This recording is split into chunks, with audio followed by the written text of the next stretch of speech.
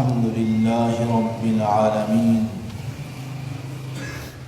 والصلاة والسلام على سيد المرسلين وعلى آله وأصحابه أجمعين أما بعد فأعوذ بالله من الشيطان الرجيم بسم الله الرحمن الرحيم اقرأ باسم ربك الذي خلق خلق الإنسان من علق صدق الله العظيم۔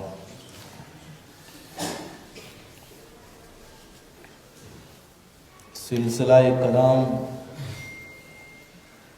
یہاں تک پہنچا تھا کہ اللہ تعالیٰ نے تمام انسانوں کو ایسے ذرائع علم عطا فرمائے جن کے ذریعے سے وہ اردا گرد کے ماحول سے علم حاصل کرتے ہیں، جیسے کان، آنکھیں اور دل، ساتھ عقل عطا فرمائی جس سے انسان راستہ دیکھتا ہے، سمجھتا ہے، سوچتا ہے اور علم حاصل کرتا ہے کہ اچھا راستہ کون سا ہے اور برا راستہ کون سا ہے۔ اور یہ علم کے جو ذرائع ہیں اس میں سارے برابر ہیں، سارے انسان برابر ہیں، کافر ہے، کوئی مسلمان ہے، کسی مذہب کے ساتھ تعلق رکھتا ہو، لیکن ان ذرائع سے وہ علم حاصل کر سکتا ہے۔ قوت لامسہ، چھونے کی قوت، سننے کی قوت، قوت باصرہ، دیکھنے کی قوت، قوت شامہ، سونگھنے کی قوت، اور عقل عطا فرمائی جس سے انسان فیصلہ کر سکتا ہے۔ یہ ذرائع علم ہے، لیکن ان سب ذرائع کے ہونے کے باوجود کسی چیز کی حقیقت کا علم حاصل نہیں ہو سکتا۔ انسان کی زندگی کی حقیقت کیا ہے اس کا علم نہیں۔ یہ ذرائع علم جو ہیں ان کے ذریعے سے انسان کی حقیقت کیا ہے، انسان کے باطن میں کیا چیزیں ہیں، اس کا علم نہیں ہو سکتا۔ انسان کائنات کا آغاز کیسے ہوا، ظلم کسے کہتے ہیں، انصاف کسے کہتے ہیں، اس کے کیا پیمانے ہیں، کہاں تک بات ہوگی تو اسے ظلم کہیں گے اور کہاں تک بات سیدھی ہوگی تو اسے انصاف کہیں گے، یہ پیمانے ہمارے پاس نہیں ہیں۔ یہ ان ذرائع سے یہ پیمانے ان سے ناپا نہیں جا سکتا۔ ہم بات سمجھ رہے ہیں؟ یعنی یہ ذرائع علم جو ہیں کسی حد تک ہے، اس حد سے آگے حقیقت کیا ہے اس کا علم حاصل نہیں ہو سکتا۔ کائنات کی وسعتیں یہ ماورائے عقل چیزیں ہیں، عقل کی یہاں تک رسائی نہیں ہے۔ یہ صحرا میں اتنی لمبائی اور وسعت، اور آسمان جو ستون ہے، ستون کے بغیر ستون کے چھت کھڑا ہے، یہ حقیقت اس کی کیا ہے اس کا علم نہیں ہو سکتا۔ بڑی تگدو ہو رہی ہے، سیارے اور ستارے اور پتہ نہیں کیا کیا چیزیں ہیں جن کے ذریعے سے آسمانوں کی بلندیوں کی طرف پروازیں ہو رہی ہیں، لیکن حقیقت کیا ہے اس کا علم نہیں ہے۔ کہاں رکے ہیں اس کا علم نہیں، کہاں اس کی وسعت ہے اس کا علم نہیں۔ بات سمجھ رہے؟ یہ ذرائع علم ہیں جو انسان کے اپنے ذریعے ہیں علم حاصل کرنے کے، ان کے اندر مایوسی ہے، ان کے ذریعے سے کسی چیز کی حقیقت کا علم حاصل نہیں ہو سکتا. ان کی مایوسی ہوگی تو پھر بات بڑھے گی اور یہ کہیں گے کہ جو ذرائع علم ہیں ہمارے جواب دے گئے ہیں. اس کا جواب دینا یہی ایمان ہے. اسی کو ایمان کہتے ہیں. عاجز ہو جانا اسی کو ایمان کہتے ہیں. مقصد تخلیق کائنات کیا ہے؟ آپ سمجھ رہے؟ آسمان اسی طرح کھڑا ہے, زمین اسی طرح ہے, لیکن انسان آ رہے ہیں, جا رہے ہیں. کوئی آ رہا ہے, کوئی جا رہا ہے, کوئی پیدا ہو رہا ہے, کوئی مر رہا ہے. اور ایک دن میں کتنے لاکھوں لوگ مرتے ہیں, وہ آگے چلے گئے, اور لاکھوں لوگوں کی پیدائش ہے. آپ بات سمجھ رہے ہیں؟ یہ علم ہے, لیکن اس کی حقیقت کیا ہے اس کا پتہ نہیں ہے. اور کہاں سے آ رہے ہیں, کس دنیا سے اس دنیا میں جلوہ گر ہو رہے ہیں, اور یہاں سے کہاں منتقل ہو رہے ہیں اس کا علم نہیں ہے. سوچنے کی باتیں ہیں. ہمارے یہاں رہ جانا ہے نہیں, یہ فانی زندگی ہے. یہ فانی زندگی ہے. بظاہر دیکھنے میں یہی بات ہے کہ آ رہے ہیں, جا رہے ہیں, کما رہے ہیں, کھا رہے ہیں, رہ رہے ہیں, بس ٹھیک ہے, جا رہے ہیں. نہیں, حقیقت اس کی کیا ہے اس کے بارے میں علم نہیں. یہ موت و حیات کا جو فلسفہ ہے, یہ موت و حیات کا فلسفہ کہ یہ زندگی ہے, اسے زندگی کہتے ہیں, اور جب آنکھیں بند ہوں گی, سانس ختم ہوگا تو یہ زندگی ختم ہو جائے گی. آگے کسے کہاں جائیں گے؟ یہ ہمارے ذرائع اس بے بس سے مایوس ہو چکے. آگے یعنی قبر کے حالات کیا ہیں, کیا ہوں گے, اس کا علم کیسے حاصل ہوگا؟ مایوس ہو گئے نا ان ذرائع علم سے. دنیا کے جو علم کے ذرائع ہیں, جو طریقے ہیں, ان میں ہمارے میں مایوسی ہے اس بات کی کہ مرنے کے بعد کیا ہوگا. سبحان اللہ. اب یہ اس حقیقت کو جاننے کے لیے پھر کیا, یہ در مصطفیٰ پہ دستک دینی پڑے گی. ان حقیقتوں کو جاننے کے لیے کہ زندگی اور موت کا فلسفہ کیا ہے, کہ ہم دنیا میں بس اسی لیے آئے ہیں, کمانا ہے, کھانا ہے, زندگی گزارنی ہے اور ختم ہو جانا ہے. یہ تو زندگی نہ ہوئی نا پھر. یا کیا زندگی ہے؟ ایک ظلم کر رہا ہے, ایک ظلم میں پس رہا ہے, ایک کے پاس انصاف ہے, دوسرا انصاف کے لیے در در کے دھکے کھا رہا ہے. تو کیا زندگی ہے؟ زندگی کے لیے اس کی حقیقت کیا ہے اس کو سمجھنا پڑے گا. سمجھائیے؟ یہ پھر آپ صلی اللہ علیہ وسلم کے علاوہ کوئی بتانے والا نہیں ہے. فرمایا, ارشاد فرمایا, قد جاءکم من اللہ نور و کتاب. ہم نے اپنا پیغمبر مبعوث فرما دیا جو حقیقت کا علم تمہیں عطا فرمائے گا, جو تمہیں زندگی, موت و حیات اس کا فلسفہ عطا فرمائے گا. سبحان اللہ. یا علم دین پڑھیں گے تو پتہ چلے گا, اور اگر علم دین نہیں پڑھیں گے تو پھر رسوائی ہے, رسوائی. آنکھیں بند ہوں گی تو پھر کیا فائدہ, افسوس کا کیا فائدہ ہوگا؟ افسوس کا اس وقت کوئی فائدہ نہیں.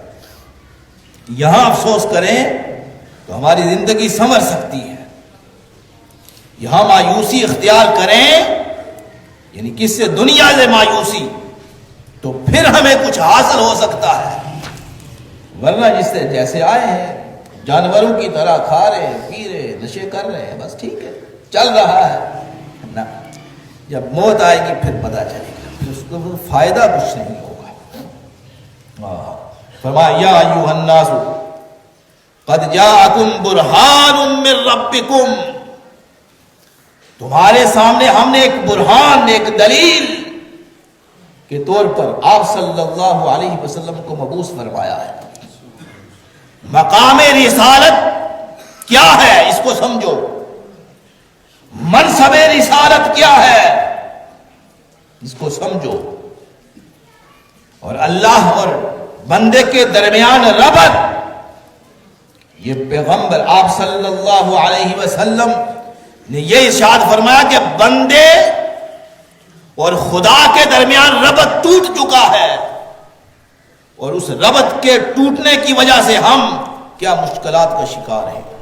فرمایا آؤ اور اپنا تعلق اپنے رب سے قائم کرو تاکہ تمہیں کچھ سمجھ آئے۔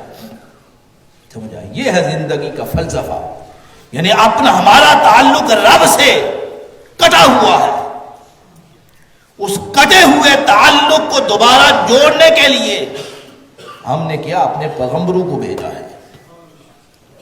باطن کے پیچھے کیا ہے، پردے کے پیچھے کیا ہے، اس سے پہلے کیا ہے، اس کے بعد کیا ہونے والا ہے، اس کو سمجھنے کے لیے کیا آپ صلی اللہ علیہ وسلم کی زندگی اور تعلیمات پڑھنی پڑے گی۔ سبحان اللہ، یہ ہے فلسفہ کیا موت و حیات کا۔ سبحان اللہ۔ تو ارشاد فرمائیے، اب یہ ہے کہ یہ جو علوم ہیں یہ تو سارے مایوسی کے علوم ہیں، دنیا کے علوم، دنیا کے فلسفے، منطقیں، کیا بزنس، اب دنیا کے جو علوم ہیں ان کی رسائی کہاں تک ہے؟ ذہن تک ہے، بس کیا کرنا۔ اب یہ عام بات ہو چکی ہے جو ہمارے نوجوانوں کے اندر کہ علم پڑھیں گے اور بزنس کریں گے، بس ختم، یہی کچھ ہے۔ اور دین کو ہم نے صرف ایک کلمے میں سمیٹ کے رکھ دیا ہے۔ یہ باتیں نہیں تھی، کیا دین ہمارا صرف کلمے میں ہے، کلمہ پڑھ لیا مسلمان ہو گئے بس ٹھیک ہے بخشے جائے نا، یا کسی ایک نمازوں میں رکھ دیا ہے۔ اگر صرف دین نمازوں میں ہوتا تو پھر آپ صلی اللہ علیہ وسلم تجارت کیوں کرتے؟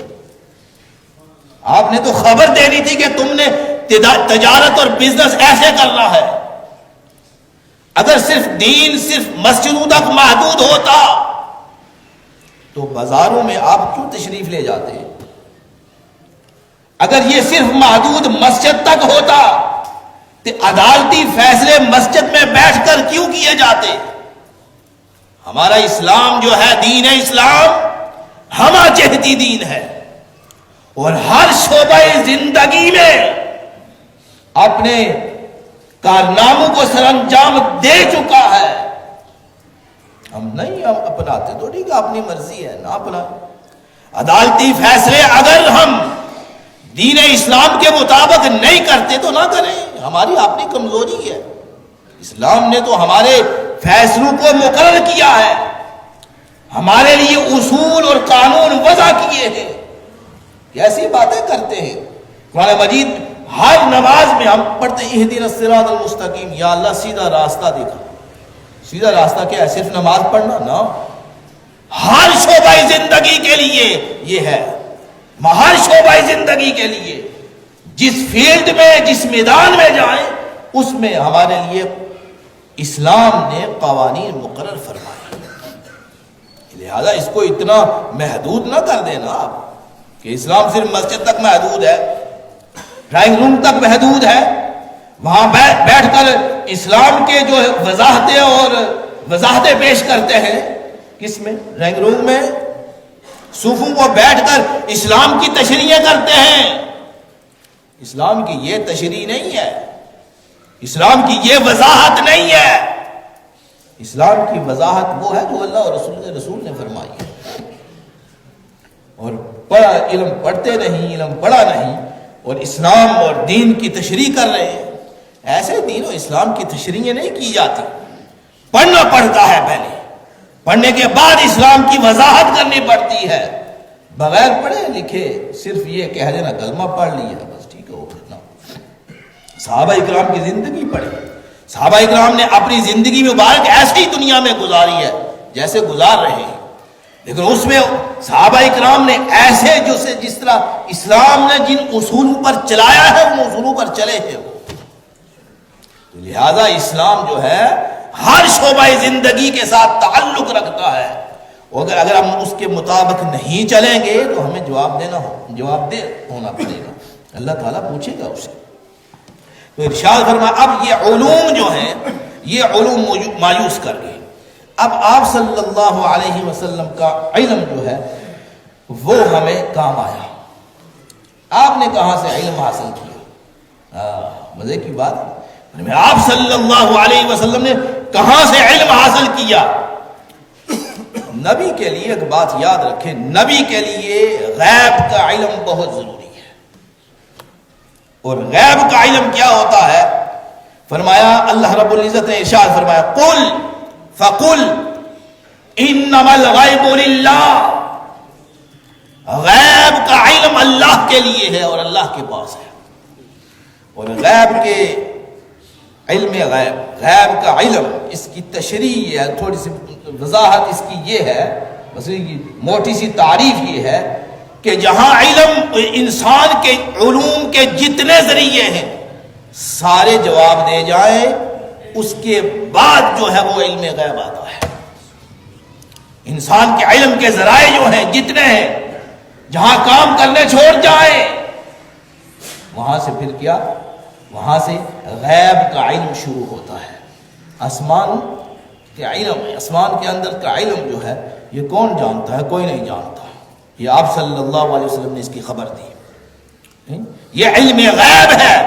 تو اللہ نے ارشاد فرمایا علم غیب انما الغیب للہ، غیب کا علم صرف میرے پاس ہے. ایک اور مقام پہ فرمایا قل، محبوب آپ ارشاد فرمایا لا یعلم فی السماوات والارض الغیب الا اللہ. فرمایا زمین اور آسمان کے اندر جو غیب چیزیں ہیں، غیب کا علم ہے، فرمایا یہ صرف کس کے لیے ہے؟ اللہ کے لیے. فلا یظہر علی غیبہ احدا الا من ارتضی من رسول. فرمایا یہ غیب کا علم اللہ فرماتا ہے میں کسی پر ظاہر نہیں کرتا سوائے اپنے رسولوں میں سے جسے چن لیتا ہوں. فرمایا رسول وہ بھی رسولوں میں سے، انبیاء اکرام میں سے جسے چن لیتا ہوں اسے علم غیب عطا فرماتا ہوں. وما كان الله ليطلعكم على الغيب ولكن الله يجتبي من رسله من يشاء. فرمایا علم غیب پر کسی کو مطلع نہیں کرتا لیکن صرف اسی کو جس رسول کو میں چن لیتا ہوں. یہ ہے علم غیب. اب یہ علم غیب اللہ کے لیے ہے اور اللہ اپنے انبیاء اکرام کو علم غیب عطا فرماتا ہے. لہذا انبیاء اکرام کے پاس جو علم ہے وہ سیدھا اللہ کی طرف سے آتا ہے، وہ اللہ کی طرف سے آتا ہے. فرمایا محبوب پڑھو اقرا بسم ربک الذی خلق. پہلی آواز قرآن مجید کی پہلی آواز وحی الہی.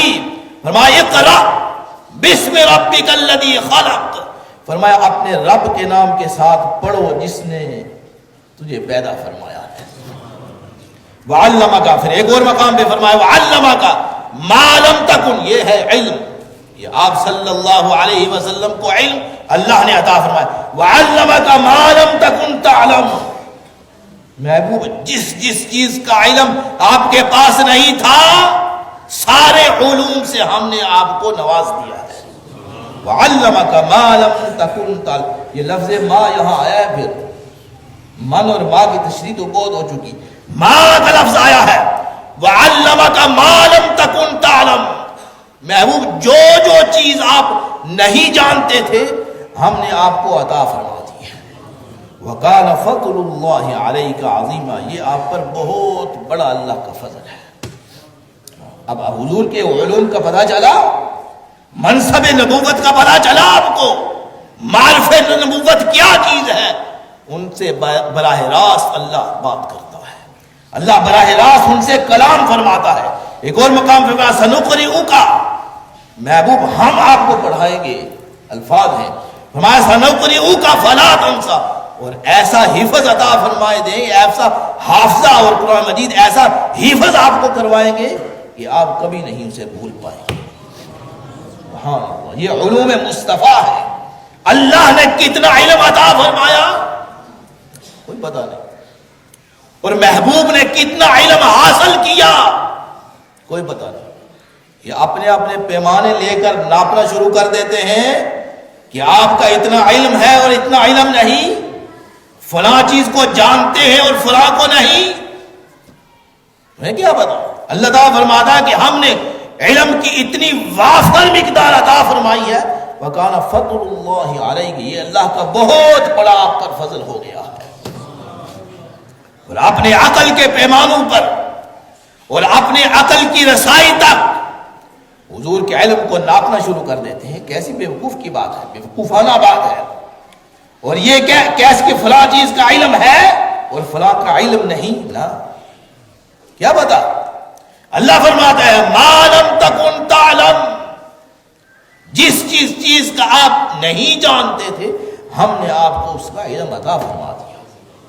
سنقرئک فلا تنسى، دوسرے مقام پہ سنقرئک، محبوب میں آپ کو خود پڑھاؤں گا، سنقرئک فلا تنسى، ایسا علم عطا فرماؤں گا آپ بھولیں گے نہیں اسے۔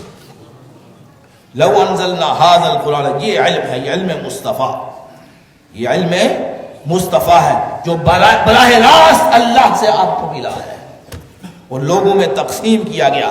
لو انزلنا هذا القرآن، یہ قرآن جو ہے اس کے بارے میں فرمایا لو انزلنا هذا القرآن على جبل، فرمایا یہ قرآن اگر ہم پہاڑ پر نازل کرتے لرأيته خاشعا متصدعا من خشیۃ اللہ، اللہ کی خشیت، اللہ کے ڈر، اللہ کے خوف کی وجہ سے وہ پہاڑ ریزہ ریزہ ہو جاتے، پھٹ جاتے پہاڑ۔ اب دیکھیں پہاڑ دنیا میں استقلال کی علامت ہوتی ہے، پہاڑ ثابت قدمی کی علامت ہے، لیکن قرآن اگر اس پر نازل ہو تو وہ پھٹ جائے، شک ہو جائے، ریزہ ریزہ ہو جائے۔